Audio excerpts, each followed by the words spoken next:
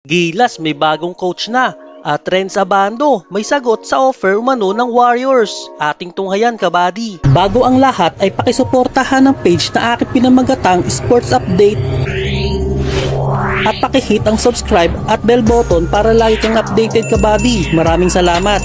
Dahil nga po sa magandang performance na ipinamalas ng ating darling of the crowd, Renz Abando, ay napansin nga po ng mga international scout ang ating pambato at lumabas na ang mga humor na baka hatakin po si Renz ng ibang team ng ibang bansa dahil sa malahalimaw na skills at drive nito sa loob ng court. Ay nagbigay na po ng pahayag sa pamamagitan ng kanyang social media account at may nakalagay na fake news. Ito na po kaya ang sagot ni Renz Abando sa mga nagkalat na marites sa social media. At hindi na umano po pwede pang sumali si Renz sa ibang koponan sa kadahilan ng naka-under kontrata pa po siya sa KBL at dito muna siya babalik pagkatapos nitong FIBA World Cup kung saan ay tinalo ng gilas ang national team ng China. Speaking of China, na kahit natalo ay hindi pa rin napigilang ma-amaze ng mga fans sa mga pinaggagawa ni Renz Abando. Pinag-usapan nga po sa CBA Zone si Renz Abando at talagang kanilang napansin ang kakaibang talent ng ating pambato. Isa na dito ay ang mga on the spot dunk after a steal at tinatanong pa ang height ni Lakay. Tinawag pang spring guy at napansin ang kanyang jump shot na tres. May napasabi pa na parang ordinary player lang daw umano pero napaka-powerful. Napansin din ang kanyang mga rebound at hindi pwede ang fake shot dahil mabubutata ka talaga dahil sa taas tumalon ni Renz. Pero parating na ang Asian Games at dito umano babawi ang national team ng China.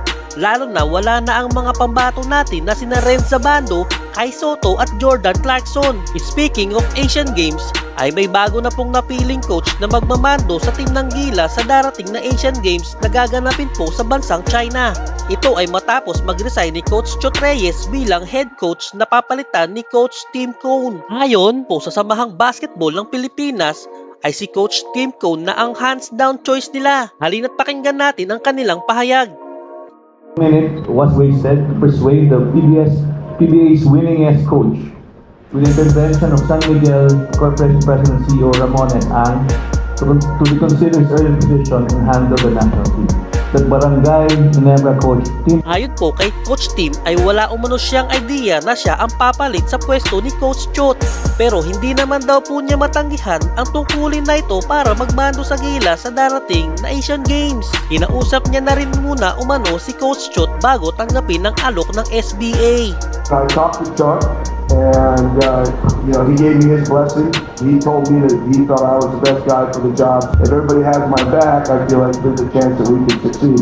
Ngayon kay Coach Tim ay kanila pang binubuo ang Final 12 ng team pero sure pasok na po sa lineup sina Junmar Fajardo, Japet Aguilar, Scottie Thompson at iba pang kasama sa FIBA. Wala lang sila Kiefer Ravena, Kai Sotto, Dwight Ramos, AJ Edu na nasa Japan B-League at Korean League player na si Renz Abando. Si kabayan Jordan Clarkson naman po ay nasa training camp na ng Utah Jazz.